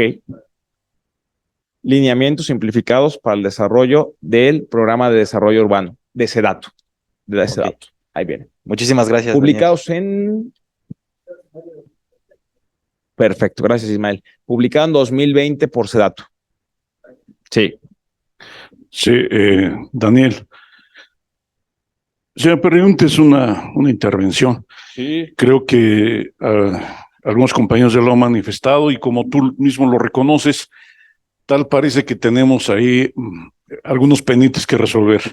Se hacen los planes, se hacen los programas, se elaboran reglamentos y demás, y nos encontramos con una triste realidad, la falta de aplicación de todo ello, ¿no? Si recorremos la ciudad, vemos invasiones de banquetas, el mercado Hidalgo es un desorden completo, vemos construcciones construidas fuera de norma, y tal parece que nadie las ve, ¿no? Tal parece que nadie las ve. Yo entiendo que esa es tarea de otra instancia, ¿sí? Que habría que prever lo necesario desde la planeación, pero sí, definitivamente le corresponde a otra instancia. Sin embargo, y también recapitulando las inquietudes de algunos compañeros, reclamando nuestro derecho a participar como colegio, en este caso en general, pero como ingenieros civiles, a participar como ingenieros civiles, como profesionistas en estos temas. Yo pregunto de una manera un poquito más puntual, ¿cuál es el brazo técnico del gobierno municipal? Sí, a mí me da la impresión, y como siempre lo digo, hablo desde mi ignorancia, ¿no? O sea, no lo sé todo. Ese es mi referente para hablar y preguntar, ¿no? Eh, pero ¿cuál es el brazo técnico? Porque tal parece que en las secretarías hay ingenieros civiles, lo sé, pero a mí me da la impresión de que definitivamente responden más a intereses políticos y políticos en el concepto, la interpretación más insana. ¿Me explico? En el beneficio de una imagen, ¿sí? Y no precisamente eh, en el bien social, ¿sí? Entonces, yo te puedo comentar que he visto obras que desarrollan los municipios, no solo acá, en muchos lados, que carecen del cumplimiento técnico que deben tener. Y ves calles que están programadas tal vez para 20 años y que a los 2, 3 años ya tienen problemas y ya no me quiero imaginar qué va a pasar en 5 años, ¿no? Y ves muchas calles, ¿no? Yo ahorita ignoro todas las calles que están repavimentando, bajo qué criterios fueron construidas. Entonces, en ese sentido, también hace falta mucha normatividad por desarrollar y cumplir. Eh, y vuelvo a preguntar, ¿cuál es el brazo técnico estrictamente técnico del gobierno municipal? Te comento, no sé si estés enterado, en la Ciudad de México hay un instituto para la seguridad de las construcciones que es la encargada de revisar el reglamento de construcción, revisarlo y actualizarlo, y las normas técnicas complementarias al reglamento. Es decir, la forma en que se diseñan y se construyen estructuras de concreto, acero, vialidades. Están por sacar 2 normas nuevas, que es la de túneles y la de puentes. En fin, pero es una dependencia, es un instituto técnico en la Ciudad de México que tiene esa misión específica. ¿Sí? Yo creo que hay que actualizar la estructura del gobierno y buscar la participación de verdaderos especialistas en esto. Yo no sé cuándo surgió la figura bueno, tengo idea, de estas dependencias encargadas de la protección civil, ¿no? ¿Cuándo surgió el SUAPAB, no? Fue en la década de los 80s, me parece, 90, etcétera, ¿no? Pero la misma sociedad, el mismo desarrollo de la sociedad, de las ciudades, nos va demandando la especialización de las áreas en que esto sea oportuno, ¿no? Yo estimo que es importante la profesionalización en estas áreas de normatividad de la construcción, ¿sí? Yo te lo comparto por experiencia propia y me parece un poquito desagradable mi experiencia. Yo participo en la CADROC, soy representante en la CADROC, y me parece un poquito triste la experiencia en que no precisamente es la gente quienes participamos ahí, y perdón si esto suena un poquito, no sé cómo decirlo, soberbio, no sé, pero los que estamos ahí no somos los mejores, sino los que podemos. Y eso creo que es un error garrafal, ¿sí? Deben estar ahí gente que sepa del tema, que pueda aportar algo en el tema, y no solo quien puede estar ahí, ¿no? Inclusive tiene sus restricciones, la CADRO, ¿no? Más de 4 años no puedes estar. Bueno, oye, si soy especialista en el tema, pues ¿por qué no puedo estar, no? Claro, ¿Sí? claro. ¿Por qué me restringe una norma si yo puedo aportar más? Entonces yo te pediría, en concreto, sugiero la creación del Instituto para la Seguridad de las Construcciones para el municipio de Puebla, que es un tema que como colegio ya lo estamos impulsando ante la Secretaría de Gestión y Desarrollo Urbano, entre otros. Pero insisto, independientemente de eso, creo que necesitamos un órgano técnico que asesore adecuadamente al gobierno, en este caso municipal. Gracias. Gracias. A ver, primero que nada, gracias, Eduardo. Me parece que muchas ideas muy relevantes que acabas de plantear ahorita en tu intervención. Respondiendo un poco de manera muy clara a tu pregunta, ¿cuál es o quién es el brazo técnico, ¿no?, del ayuntamiento? A ver, tal denominativo no lo tenemos. ¿Por qué? Porque me parece que estos brazos técnicos están sustentados de acuerdo a las facultades y atributos que tienen cada secretaría. Yo te podría decir, la Secretaría de Infraestructura y Movilidad tiene, ¿sí?, expertos tanto en infraestructura como en movilidad, que le da cobijo, ¿no?, técnicamente a las decisiones en materia de política pública. Medio Ambiente tiene un grupo colegiado o de profesionistas que conforman un brazo técnico que le ayudan a la tomadora de decisiones a diseñar e implementar las políticas públicas en dicha materia, ¿no? Y me puedo ir con desarrollo urbano, me puedo ir, por ejemplo, con la tesorería, etc., ¿no? O sea, no hay un denominativo de este es el brazo técnico, sino más bien cada secretaría tiene un equipo conformado por profesionistas técnicos que coadyuvan y fortalecen en la materia que les corresponde de acuerdo a sus atributos y a sus obligaciones como dependencia. Yo creo que el tema de la conformación o de la creación de un instituto como el que acabas de decir que tiene la Ciudad de México, técnicamente me parece que es algo que sí necesitamos, porque al final el contar con algo, con un instrumento, con una institución que tenga esa facultad para darle mejores herramientas a la toma de decisiones de los secretarios o secretarias, me parece que es muy bueno. Ahora, el gran problema es cuánto nos cuesta ese tipo de institutos, ¿sí? Y ahí tiene que ver con un tema de factibilidad económica. Ahora, no solamente el tema de una factibilidad económica, si voy a hacer una dependencia, lo que requiere normativamente, si va a ser un OPD, tiene que pasar por Congreso. O sea, mi punto es, no quisiera dejar de lado que una decisión como la que acabas de proponer es relevante, pero se tiene que contemplar otras cuestiones para la conformación de este tipo de institutos, ¿no?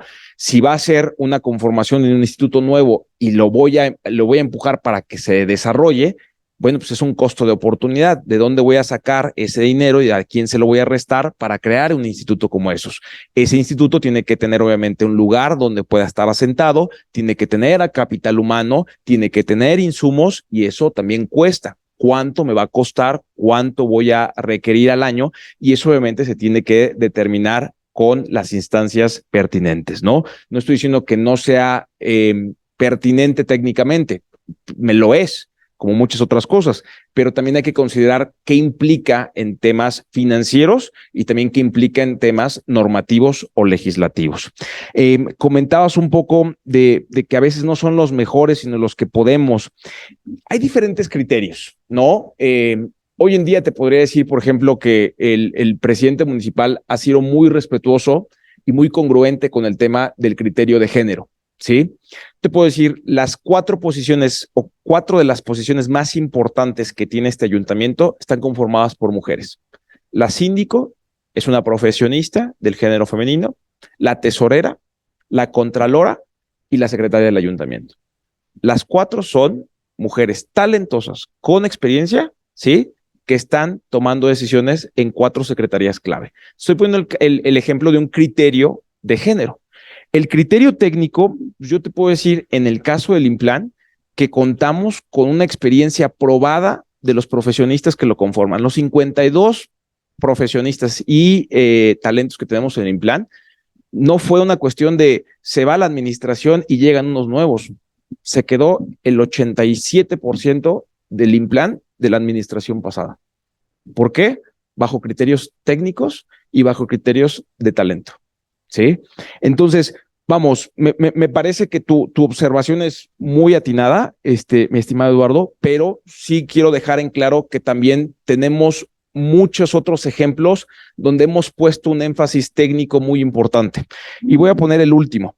No sé si ustedes saben, pero Puebla se va a convertir en este año en el municipio más avanzado en materia de mejora regulatoria. Y no lo decimos nosotros, Esto va a estar avalado por un estudio y por la asesoría de la Organización de Cooperación y Desarrollo Económico, la OCDE, ¿sí? La cual en este año nos va a dar ese criterio y atributo de ser el municipio con mejores avances y que se va a consolidar como el mejor municipio en materia de mejora regulatoria. ¿Cómo se hizo esto? Durante campaña, el presidente, y obviamente cuando ya ejerció su posición como presidente municipal, una de las cuestiones que hizo fue: vamos a sentarnos con empresarios, vamos a sentarnos también con los rectores, vamos a sentarnos con sociedad civil, vamos a sentarnos obviamente con otros expertos para tratar de entender cuáles son sus principales dolencias. Y una de las principales dolencias, entre otras cosas, era el tema de la tramitología. Y esto es una cuestión que, poniendo un énfasis o criterio técnico, ¿sí?, se logró consolidar, ¿no? Entonces, sí hay ejemplos donde hemos prevalecido el tema técnico y en el tema, por ejemplo, de obra. Voy a invitar al secretario de Infraestructura y Movilidad para que les pueda explicar, porque me parece que esto es muy relevante, cuáles son los criterios técnicos que se han utilizado para la selección de las obras, no solamente en 2022, que se diseñó en 2022 hacia el 2023, sino el tema. Échenle un vistazo al primer informe de gobierno que tuvo el presidente municipal.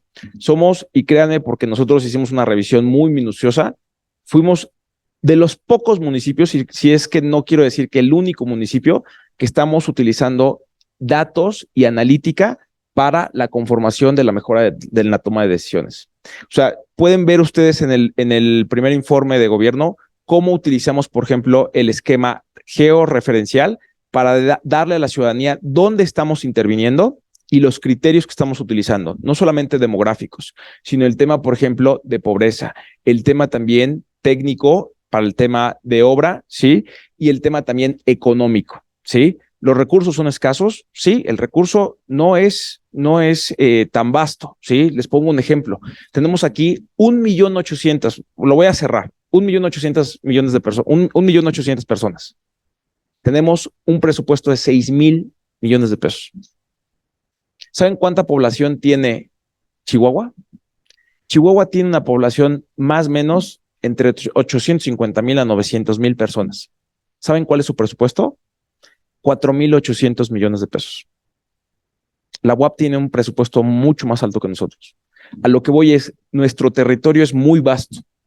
La población es muy vasta. Y las demandas y obviamente también las necesidades son muy vastas. El presupuesto, como en todos lados, es finito. Tenemos que tomar decisiones de cómo se puede ejercer ese recurso de manera efectiva y eficiente. Hay áreas de oportunidad, sin duda, y por eso aplaudo que haya ese tipo de señalamientos, Eduardo, no solamente de ustedes, que han sido, la verdad, creo que muy críticos, y eso a mí la verdad me gusta mucho, sino de otros actores que también nos digan: oye, esto se está haciendo mal, ¿por qué no lo estudian? Y pongo un caso, los propios colectivos, por ejemplo, cuando nos señalaron que teníamos deficiencias en el tema de que no estamos haciendo alusión al manual de calles, pues se hizo una corrección y algunas calles ya estamos atendiendo esa solicitud, ¿no? O sea, sí se vale que nos digan: te estás equivocando, y también se vale que se pueda obviamente trabajar para revertir esa situación, ¿no? Tienes toda la razón, hay áreas de oportunidad, pero también creo que hay otros elementos que también han sido positivos a lo largo, no solo de esta administración, de otras administraciones, ¿no? Que yo creo que también debemos de dejar siempre el tema político de lado, sino más bien valorar qué se ha hecho bien, darle continuidad, fortalecerlo, y lo que probablemente no se ha hecho tan bien, cómo lo podemos revertir o fortalecer en aras, obviamente, de un mejor desarrollo en el territorio, ¿no? Bien, brevemente, retomando el punto que comentaba el ingeniero Eduardo Torres, el punto de la seguridad de las edificaciones que está tomando precisamente conceptualmente el ingeniero Torres respecto al Instituto de la Seguridad, que no es precisamente que considero que no deba considerarse como un gasto, porque si bien la seguridad es muy importante y no vamos a esperar otro evento sísmico, porque después del 99 ya se declaró la región de Puebla como zona sísmica. Y también tenemos en el reglamento, perdón, en la ley de ingresos del municipio, una revisión de proyecto, que no es revisar el plano si está chico, si la letra o le falta la coma o el punto. Yo creo que ahí lo importante es que ver el concepto como una cuestión de previsión por la seguridad de las construcciones. Entonces, todas esas cosas las hemos tenido que ir aprendiendo como país a prueba y error. Entonces, creo que el concepto es diferente de verlo como un gasto, de que nos va a costar tanto y tenemos que contratar a tantos, ¿no? Yo creo que si se incluyera el concepto completo de la revisión de proyectos, sobre todo en el tema estructural, con vamos a decir, con montos que estén apegados a la realidad, nos va a asegurar que las construcciones sean revisadas preventivamente y no esperar a que suceda otro evento sísmico. Ya las situaciones son latentes cada día, ya se presentaron demasiados sismos de gran magnitud, no es intensidad, magnitud, entonces yo creo que sí habrá que reconsiderar este punto, cuando menos conceptualmente. Y sobre todo intercambiar estos criterios, no es decir, no es que va a costar tanto, no, es que la ciudad tiene muchos gastos, sí tiene muchos gastos, y la seguridad, ¿dónde va a quedar? Que debe ser preventiva, porque pues, es una situación de vida también.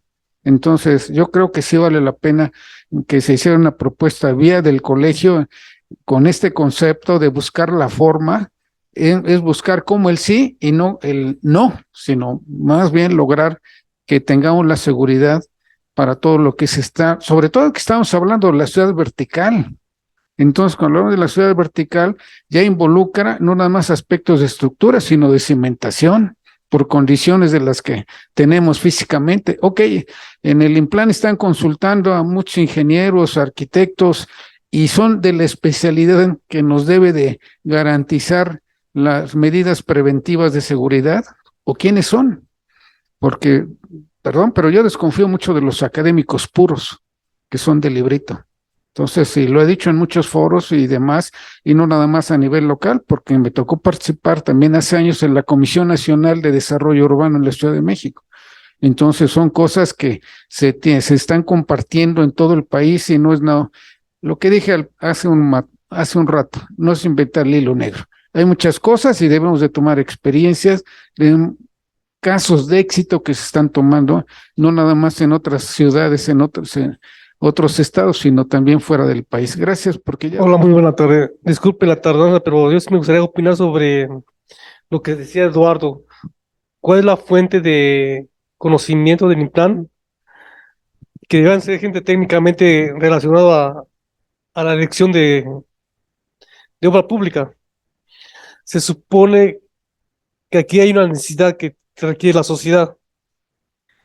Y este proyecto requiere de recursos.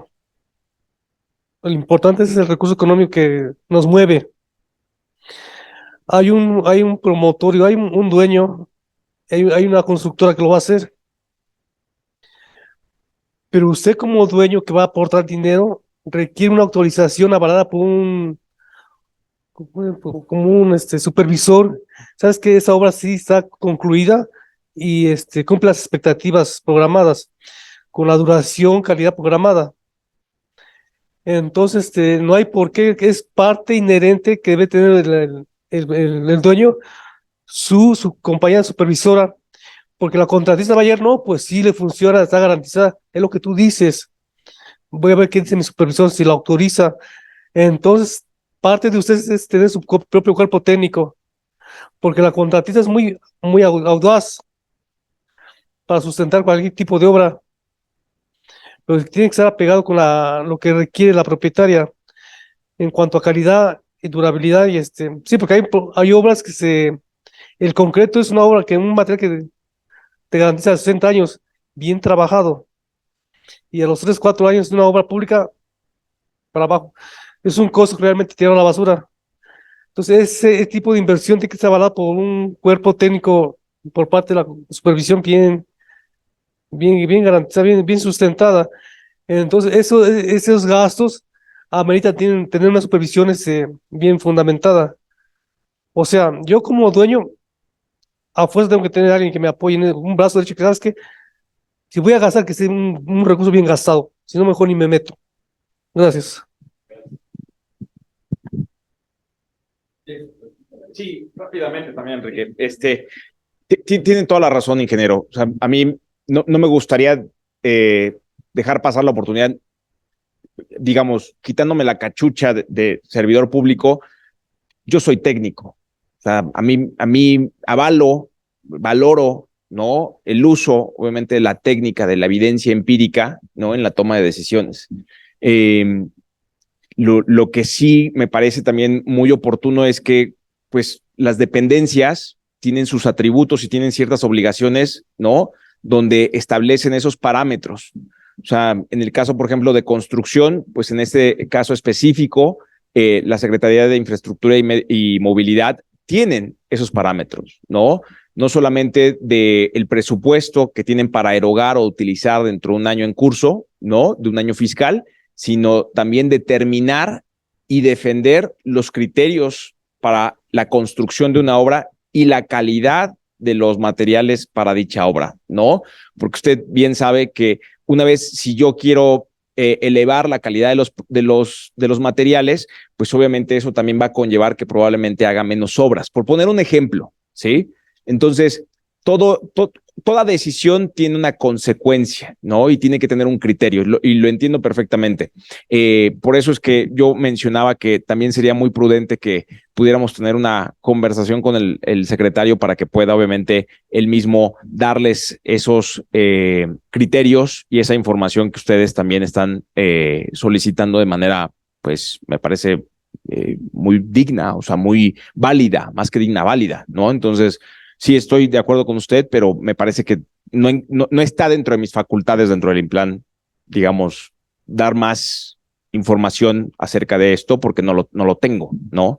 Entonces me parece más prudente de darle este paso a alguien que sí tiene esa información y la puede dar, ¿no? Muy bien, le vamos a dar la palabra a nuestro presidente, maestro Enrique García Fuentes, quien nos va a hacer el favor de entregar este reconocimiento. Sí, digo, Daniel, muchas gracias. La verdad es que queremos resaltar tu disposición. Dialogar enriquece las cosas siempre. Tenemos un amigo en el secretario, en Felipe Velázquez, que también nos escucha, la propia maestra Berenice, o sea, tenemos una relación muy estrecha por este tema del patrimonio del centro histórico. Tú nos hablas del secretario de Infraestructura, y ahí sí yo creo que va a ser bien difícil encontrar la apertura, ¿no? Pero pues si es a través tuyo, nos gustaría, porque al final lo que queremos es, como ingenieros civiles y como habitantes de esta ciudad, es una ciudad que podamos gozar, disfrutar, y si no la estamos gozando, disfrutando, tenemos opciones de solución, ¿no? Que compartir, y esa es una de nuestras funciones como auxiliares de la administración pública que nos faculta el artículo 5º de la Constitución. El Colegio de Ingenieros Civiles del Estado de Puebla otorga el presente reconocimiento al maestro Daniel Tapia Quintana por su participación como ponente en la conferencia Avances del Programa Municipal de Desarrollo Urbano, desarrollado el día 10 de marzo del 2023, presencial en la casa sede del CICEPAC, con valor de 2 horas, valor curricular. Atentamente, un medio físico digno para una vida mejor, en la heroica Puebla de Zaragoza, a 10 de marzo del 2023. Muchísimas gracias, Daniel. Y reiterarles, esta casa sede, pues bueno, la utilizan nuestros compañeros de desarrollo urbano para tener las reuniones para la modificación del reglamento. Está también a su disposición. No forzosamente tenemos que participar, pero los espacios físicos están a su disposición de todas maneras. Muchas gracias a todos quienes se dieron el tiempo aquí en el Colegio de Ingenieros Civiles. Seguimos ahí mandándoles toda la información a quienes nos acompañaron vía Zoom, también mandarles toda la información de nuestros siguientes cursos durante el mes de marzo, durante el mes de abril, y ojalá que nos sigan teniendo la confianza para su actualización profesional. Muchas gracias a todos y muy buenas tardes.